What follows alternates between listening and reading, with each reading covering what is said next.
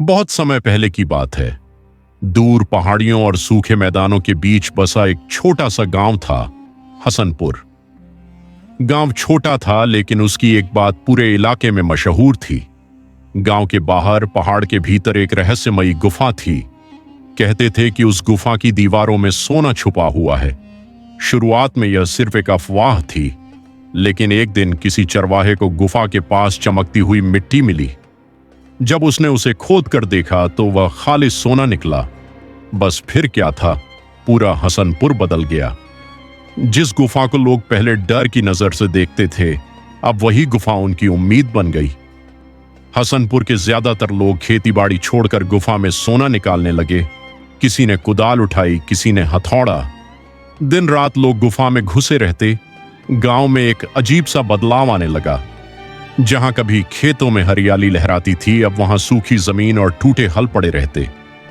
लोग कहते थे, अब मिट्टी की क्या जरूरत जब हमारे पास सोना है। अनाज के भंडार धीरे धीरे खाली होने लगे, लेकिन किसी को चिंता नहीं थी। इसी हसनपुर गांव में एक आदमी रहता था, दानिश। न कोई बड़ी दौलत, न कोई ऊंचा ओहदा, बस एक छोटा सा कच्चा घर, थोड़ी सी जमीन और ईमानदार मेहनत। जब पूरा गांव गुफा की तरफ भाग रहा था, दानिश रोज सुबह अपने खेत में जाता, हल चलाता, बीज बोता, पसीना बहाता। गांव वाले उसका मजाक उड़ाते, अरे दानिश, अब भी खेत में पड़ा है, देख हमें रोज सोना निकाल रहे हैं। दानिश बस हल्की सी मुस्कान के साथ कहता, सोना पेट नहीं भरता, लेकिन यह मिट्टी भर देती है। दानिश की पत्नी आयशा भी उसी जैसी समझदार थी। वह हर दिन अनाज को सहेज कर रखती। जो थोड़ा बहुत बच जाता उसे बड़े मिट्टी के मटकों में भरकर जमीन में गाड़ देती। वह अक्सर कहती, आज लोग सोने के पीछे भाग रहे हैं, कल भूख उन्हें दौड़ाएगी। दानिश ने अपने खेत में गेहूं, चावल, दाल सब कुछ बोया। उसने कुएं की मरम्मत भी करवाई ताकि पानी की कभी कमी ना हो। धीरे धीरे उसके पास इतना राशन जमा हो गया कि सालों चल सके। उधर हसनपुर के हालात बिगड़ने लगे। किसानों के हाथों में छाले नहीं, पत्थरों की धूल थी। खेत उजड़ चुके थे, गोदाम खाली हो रहे थे। लोगों ने महीनों तक हल को हाथ नहीं लगाया था। जो थोड़ा बहुत अनाज बचा था, उसे भी सोने के बदले शहर भेज दिया गया। फिर वह दिन आया जिसकी किसी ने कल्पना नहीं की थी। हसनपुर में एक भी घर में आटा नहीं बचा। चूल्हे ठंडे पड़ गए। बच्चों के रोने की आवाजें गांव की गलियों में गूंजने लगीं। मर्द हाथों में सोने की डलियां लिए परेशान घूमते रहे। किसी ने कहा, अब सोने का क्या करें, खाने को कुछ नहीं। तभी एक बुजुर्ग बोला, दानिश, वो तो अब भी खेती करता था। पूरे गांव की निगाहें एक ही नाम पर टिक गईं, दानिश। पहला आदमी डरते डरते दानिश के घर पहुंचा। हाथ में सोने की छोटी सी डली थी। दानिश भाई, बच्चे भूखे हैं, थोड़ा अनाज दे दो। दानिश ने घर के अंदर देखा। मटके भरे हुए थे, लेकिन उसके चेहरे पर न घमंड था न खुशी। उसने बस इतना कहा, अनाज मिलेगा, लेकिन इसकी कीमत समझनी होगी। आदमी ने चुपचाप सोना आगे बढ़ा दिया, और इस तरह हसनपुर में पहली बार सोने के बदले अनाज मिला। खबर पूरे गांव में फैल गई। अब वही लोग जो कभी दानिश का मजाक उड़ाते थे, उसके दरवाजे पर लाइन लगाकर खड़े थे। हर किसी के हाथ में सोना था और आंखों में भूख। दानिश के घर में सोना जमा होने लगा, ढेर का ढेर। लेकिन वह हर बार सिर्फ उतना ही अनाज देता जितना जरूरी हो। इंसाफ, लालच और इम्तिहान।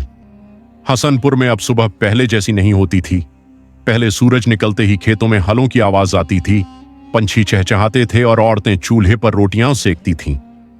अब सूरज निकलता तो दानिश के घर के सामने लोगों की कतार लग जाती। हर चेहरे पर एक ही भाव होता, भूख और बेबसी। दानिश के घर के कोने में अब मिट्टी के मटकों के साथ साथ सोने की थैलियां भी रखी जाने लगीं। दिन पर दिन सोना बढ़ता जा रहा था। आयशा कई बार डर के साथ कहती, इतना सोना, कहीं यह हमारे लिए मुसीबत ना बन जाए। दानिश गहरी सांस लेकर बोलता, सोना नहीं, लोगों की नीयत मुसीबत बनती है। जैसे जैसे दिन बीतते गए, लोगों के तेवर बदलने लगे। शुरुआत में वे गिड़गिड़ाते थे, अब वे मोल भाव करने लगे। इतने से सोने में इतना कम अनाज? दानिश, तू हमसे फायदा उठा रहा है? हमारे पास गुफा है, भूल मत जाना। दानिश चुप रहता। उसकी चुप्पी ही उसका जवाब थी। एक दिन हसनपुर के कुछ बड़े लोग पंचायत में इकट्ठा हुए। गुफा के पास जहां कभी सोना चमकता था, आज भूख की बातें हो रही थीं। एक आदमी बोला, दानिश अकेला सब अनाज संभाल रहा है, ये ठीक नहीं। दूसरा बोला, उसके पास इतना सोना हो गया है, फिर भी वो बराबर नहीं बांटता। तीसरा गुस्से में बोला, अगर उसने मना किया तो जबरदस्ती ले लेंगे। यही फैसला हुआ, दानिश से पूरे अनाज का हिसाब मांगा जाएगा। अगली सुबह 5 लोग दानिश के घर पहुंचे। चेहरों पर सख्ती थी, आवाज में हुक्म, दानिश, गांव का अनाज गांव का है, तू अकेला मालिक नहीं बन सकता। दानिश ने शांति से जवाब दिया, मैंने किसी का हक नहीं छीना। जब तुम गुफा में थे, मैं खेत में था। एक आदमी चिल्लाया, अब उपदेश मत दे। दानिश पहली बार थोड़ा सख्त हुआ। उसने कहा, मैं अनाज बेच रहा हूं, छीन नहीं रहा, और मैं किसी को भूखा नहीं रख रहा। लेकिन याद रखो, यह अनाज मेरी मेहनत की कमाई है। उसकी आवाज में घमंड नहीं था, सिर्फ सच्चाई थी। पंचायत चुप हो गई। उसी दिन एक औरत अपने 2 बच्चों को लेकर आई। बच्चे बेहद कमजोर थे, आंखों में जान नहीं थी। औरत रोते हुए बोली, मेरे पास सोना नहीं है, सब गुफा में खो गया। आयशा का दिल कांप उठा। दानिश ने बिना कुछ कहे अनाज दे दिया। यह देखकर पंचायत के लोग भी शर्मिंदा हो गए, लेकिन हर कोई शर्मिंदा नहीं हुआ।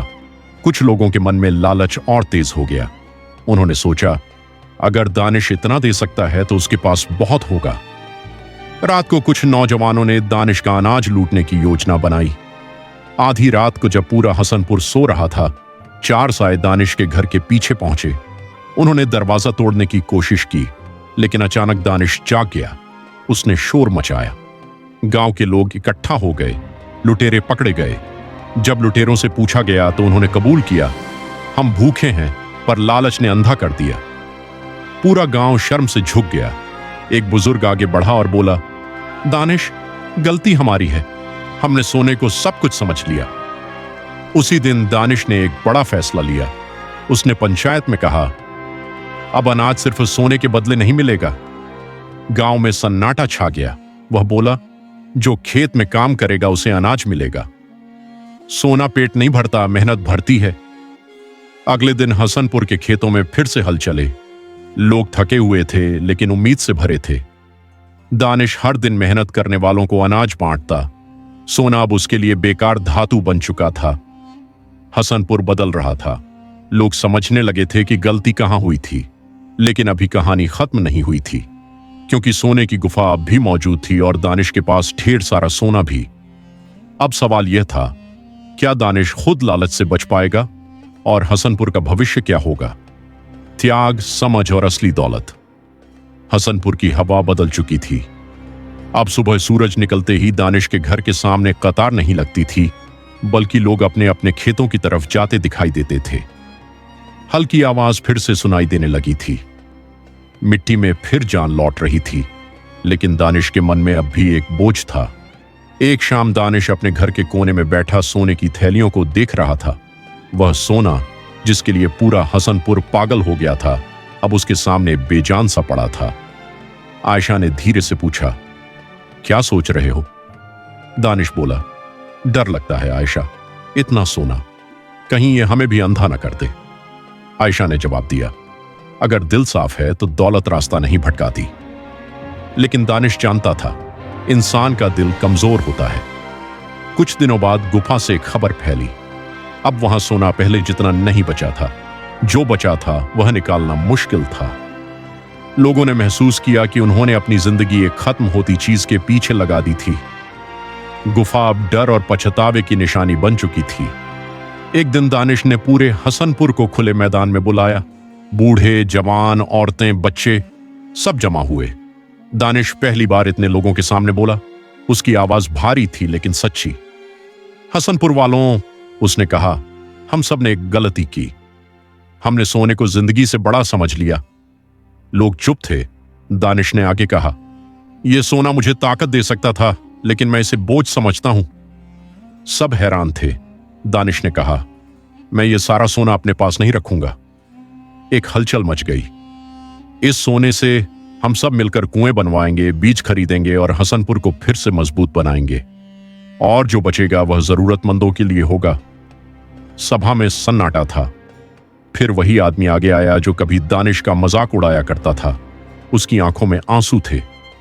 हमें माफ कर दो दानिश, हमने तुम्हें कमजोर समझा, लेकिन तुम सबसे मजबूत निकले। एक एक कर लोग आगे आए, सिर झुके हुए थे। अगले महीनों में हसनपुर पूरी तरह बदल गया। सोने से कुएं खुदे, खेतों में अच्छे बीज बोए गए, गांव में अनाज का भंडार बनने लगा। अब कोई अकेला अमीर नहीं था, पूरा गांव समृद्ध हो रहा था।